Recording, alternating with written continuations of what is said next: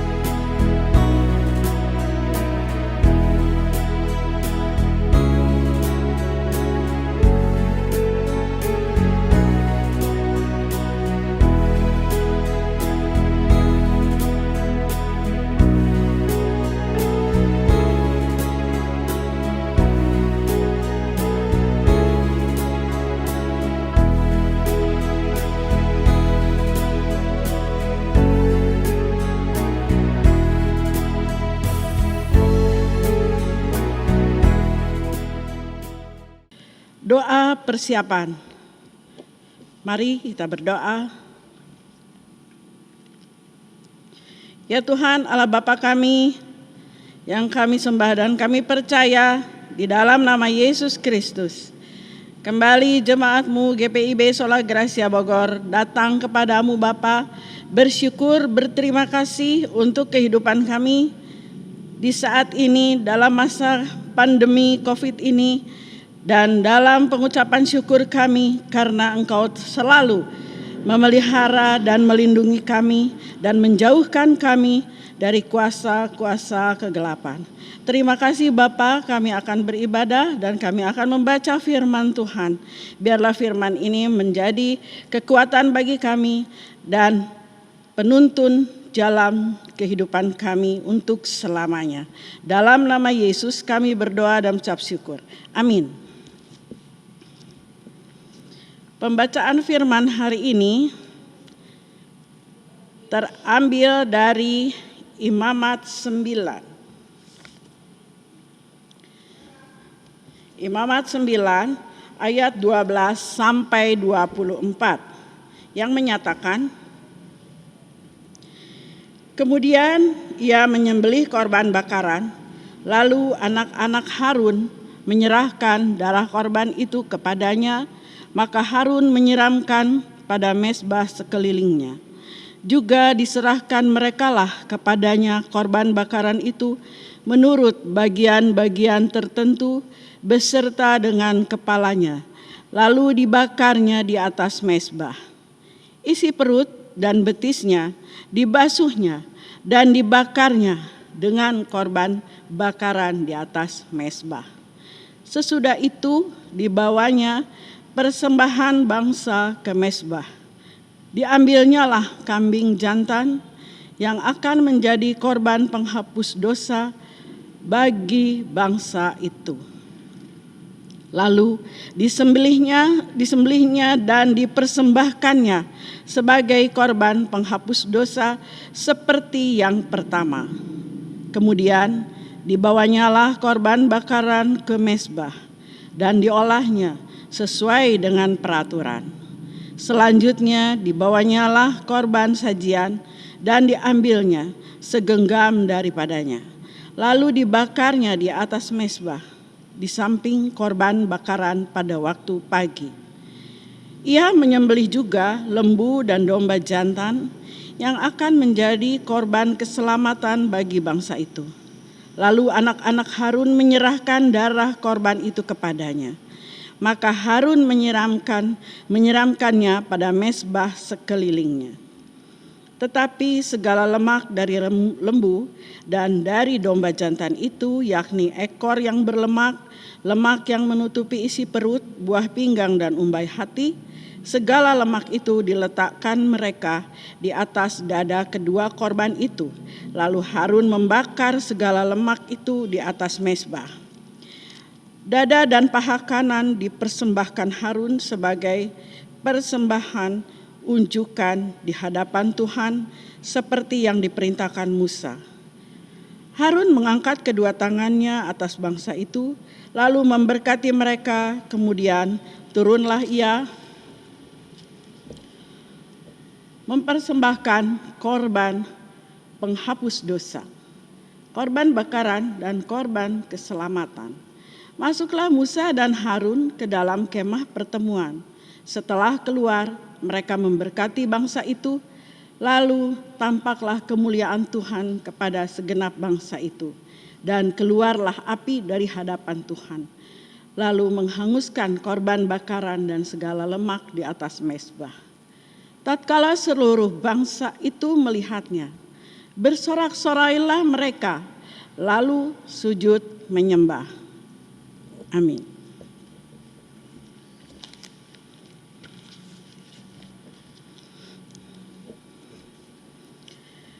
Bapak, Ibu, dan saudara-saudari yang kekasih Tuhan, kitab Imamat ini adalah kitab ketiga dari Perjanjian Lama yang mengisahkan kelanjutan sejarah perjalanan bangsa Israel keluar dari Mesir. Dalam pimpinan Musa, yang semasa perjalanan bangsa Israel sering mengeluh, berkesah, bahkan bangsa Israel sampai jatuh ke dalam dosa dan berhala-berhala. Sehingga bangsa Israel harus melakukan persembahan korban sebagai penghapus salah dan dosa, supaya Tuhan mengampuni salah dan dosa bangsa itu. Hadirat Tuhan adalah hadirat yang maha kudus, sehingga setiap orang yang masuk ke dalam hadirat Tuhan, ke ruang maha kudus, harus betul-betul mempunyai integritas yang kudus untuk melakukan persembahan-persembahan dan ritual-ritual persembahan kurban. Harus dilakukan oleh imam yang kudus, yang telah dikuduskan atau diurapi oleh darah lembu domba jantan, dan harus berpakaian khusus seperti yang dapat kita bandingkan di dalam Imamat 8 pasal 8 ayat 1 dan seterusnya, bagaimana Tuhan melalui Musa memilih imam atau pemimpin bangsa Israel selanjutnya. Dalam bacaan kita hari ini, Imamat pasal 9 sampai pasal 10 adalah fase kedua setelah imam yang diurapi dan dikuduskan, yang dipilih oleh Allah secara langsung melalui urapan darah anak domba jantan.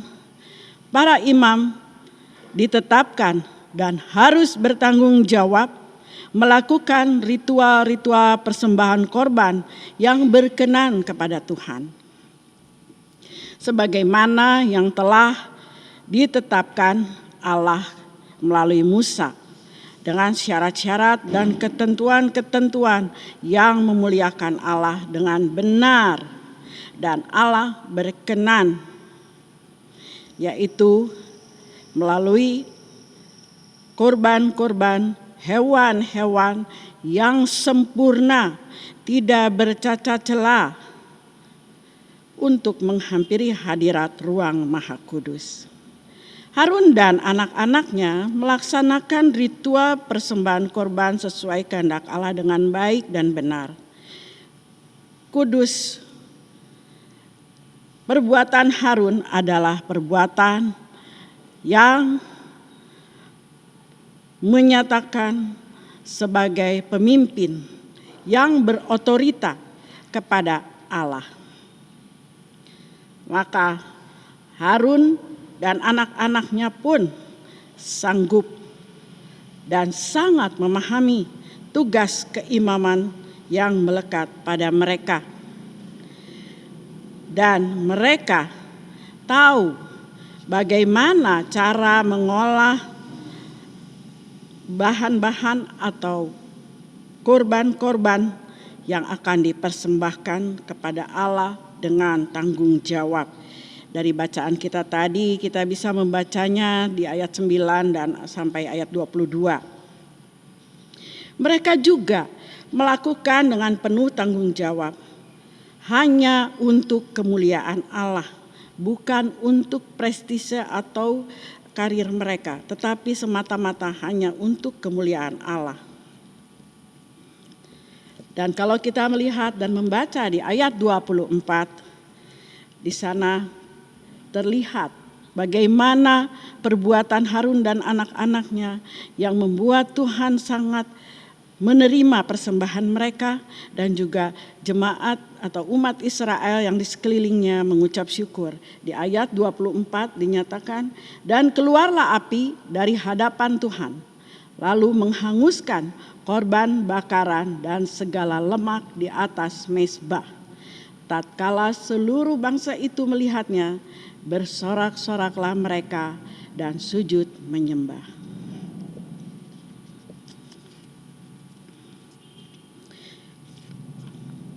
Dan segala lemak di atas mezbah hangus oleh api dari Tuhan, dari Allah sendiri. Lalu apa impartasinya buat kita? Setelah korban-korban itu, kita bisa melihat bagaimana Tuhan sudah memberikan bangsa Israel keselamatan melalui penghapusan dosa mereka dengan korban-korban bakaran hewan-hewan yang tak bercacat celah dan sempurna. Bapak, Ibu, Saudara kekasih Kristus, itu semua adalah persembahan yang semu, sejalan dengan kehidupan berangsur-angsur sampai ke milenial. Korban semu karena tidak lain. Setelah itu, kalau kita lanjutkan ke pasal selanjutnya, di pasal yang berikutnya pasal 10, adalah kenyataan bahwa anak-anak Harun, Naban dan Abihu mati karena mereka tidak melakukan lagi seperti apa yang Tuhan mau, seperti apa yang menjadi ketetapan Allah yang sudah disampaikan Musa. Kita juga bisa membacanya di dalam Ibrani 10 ayat 1 yang menyatakan, di dalam hukum Taurat hanya terdapat bayangan saja dari keselamatan yang akan datang, dan bukan hakikat dari keselamatan itu sendiri. Karena itu, dengan korban yang sama, yang setiap tahun terus-menerus dipersembahkan oleh umat Israel, hukum Taurat tidak mungkin menyempurnakan mereka yang datang mengambil bagiannya di dalam persembahan.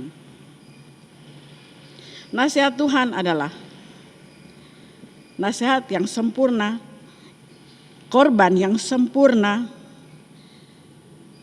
adalah korban yang Tuhan Allah turun sendiri ke dunia ini dalam wujud Yesus Kristus yang sudah mati di kayu salib, yang menginginkan saya dan Bapak, Ibu, Saudara sekalian ditebus dan menerima penebusan darah domba anak Allah yang tak bercela, Kita bisa melanjutkan membacanya di dalam Ibrani 10 ayat 16 sampai 18. Kemudian Musa mencari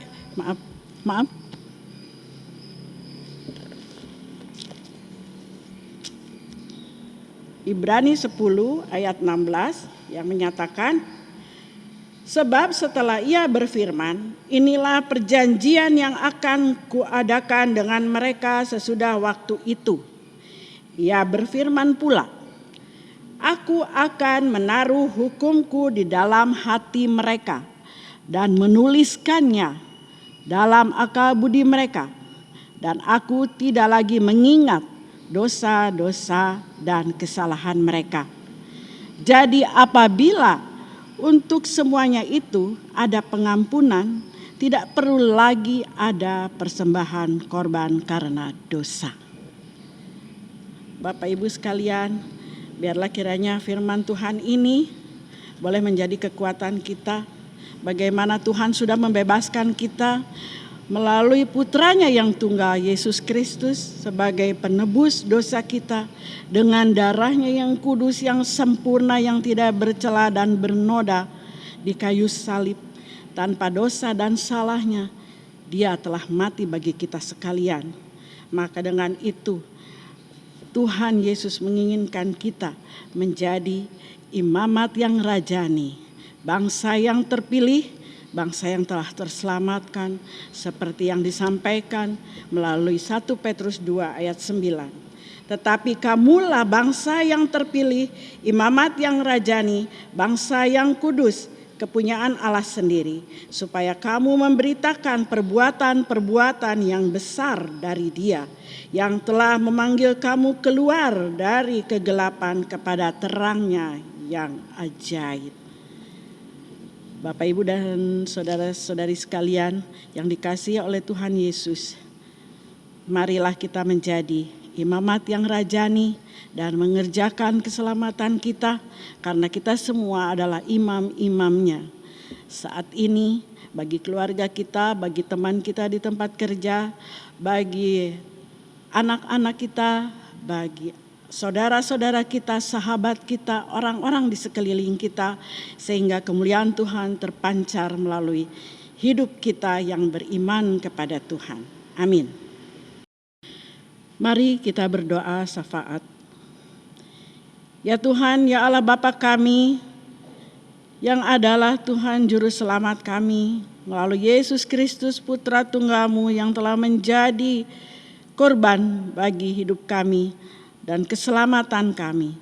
Terima kasih ya Tuhan, terima kasih ya Allah, terima kasih ya Yesus Kristus melalui keselamatan yang sudah Kau berikan. Biarlah kiranya firman ini menjadi tuntunan bagi kami untuk menjadi imam yang bertanggung jawab, untuk menjadi orang-orang yang mengerjakan keselamatan yang sudah kami peroleh melalui Putra Tunggal-Mu Yesus Kristus, Juru Selamat kami, Domba Allah yang kudus.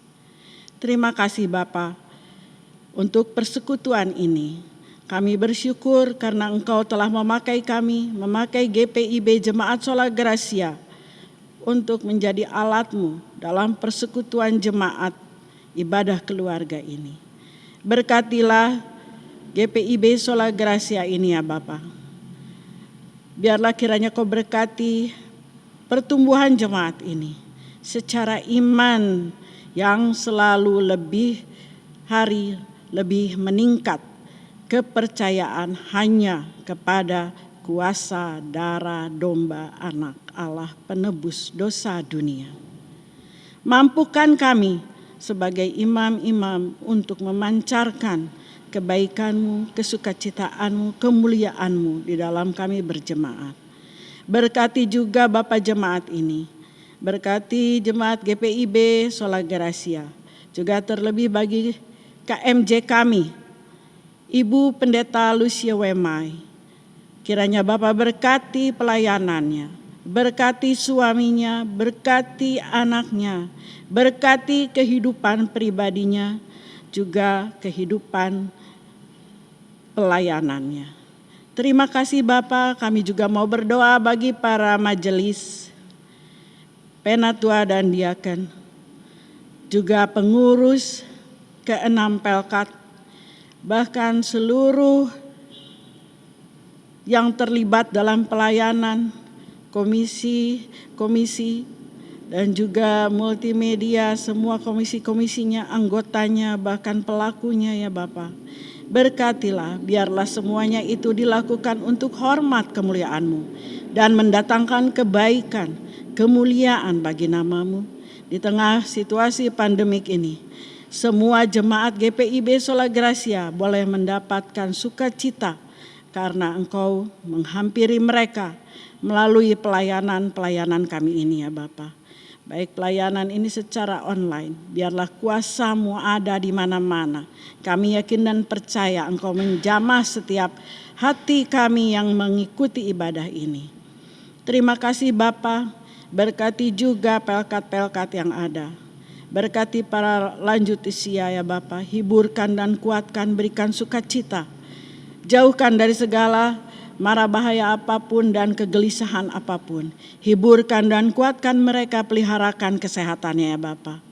Juga untuk semua janda, duda, yatim piatu, Bapa kiranya Kau mau sertai dan lindungi dan berikan kesukacitaan.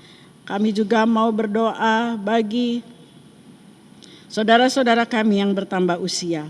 Bapa berkati, biarlah di dalam pertambahan usia ini boleh beriringan dengan bertambahnya lebih kuat lagi iman percaya mereka hanya kepada Engkau saja.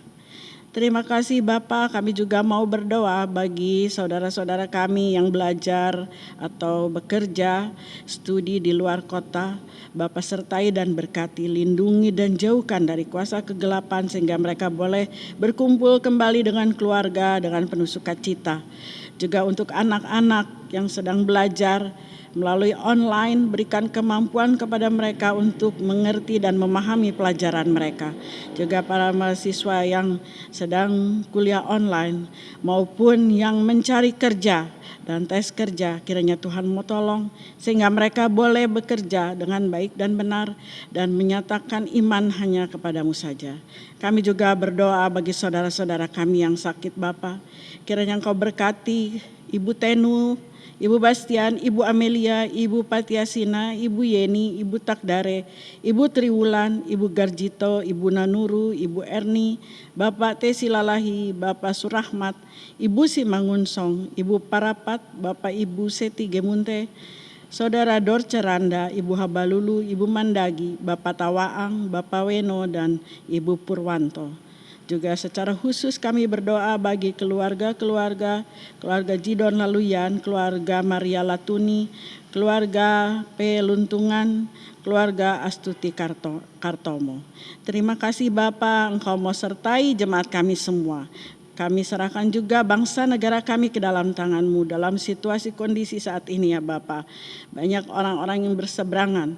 Kami serahkan pemimpin kami, presiden kami, beserta para komisi-komisi maupun menteri-menteri di dalam kabinet kerja ini ya Bapak. Bapak berkati Bapak Jokowi, berkati juga menteri-menterinya. Dan biarlah pemerintahan ini boleh berjalan sesuai dan seturut dengan kehendak-Mu. Lindungi bangsa ini, negara ini dari berbagai-bagai ancaman negara-negara yang ingin menguasai kekayaan kami, bahkan ideologi kehidupan bangsa ini berpancasila ya Bapa. Terima kasih Bapa, kami serahkan seluruh kehidupan bangsa ini dari sekarang sampai Tuhan Yesus datang kedua kalinya. Hanya di dalam nama Yesus kami berdoa dan mengucap syukur. Dan kami berdoa seperti yang Tuhan Yesus ajarkan. Bapa kami yang ada di sorga, dikuduskanlah nama-Mu, datanglah kerajaan-Mu, jadilah kehendak-Mu di bumi seperti di sorga. Berilah kami pada hari ini makanan kami yang secukupnya. Dan ampunilah kami akan kesalahan kami, seperti kami juga mengampuni orang yang bersalah kepada kami. Dan jangan bawa kami ke dalam pencobaan, tetapi lepaskanlah kami daripada yang jahat. Karena Engkaulah yang punya kerajaan dan kuasa dan kemuliaan sampai selama-lamanya. Amin.